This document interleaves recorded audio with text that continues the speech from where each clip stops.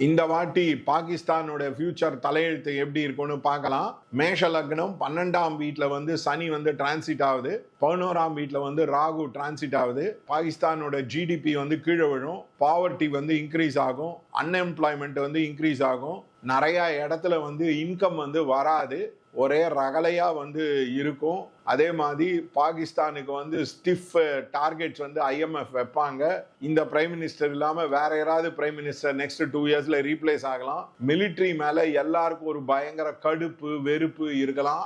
அதனால உட்பூசல்கள் உட்கொந்தளிப்பு அதிகமா இருக்கலாம். இப்ப கட்டுப்படுத்துறதுக்கு இந்தியா மேல அவங்க டெரரிஸ்ட் ஏவி விடுறது, சண்டை போடுறது, அந்த மாதிரி விஷயங்கள் அவங்க செய்யலாம். ஸோ அதனால பாகிஸ்தானுக்கு இந்த வர 2.5 வருஷம் சனி மீனத்துல இருக்கிற மட்டும் ஒரே பிரச்சனைகள், ப்ராப்ளங்கள், டிஃபிகல்டிஸ் அப்படிதான் இருக்கும். எதுவும் ரொம்ப பீஸ்ஃபுல்லா போகாது.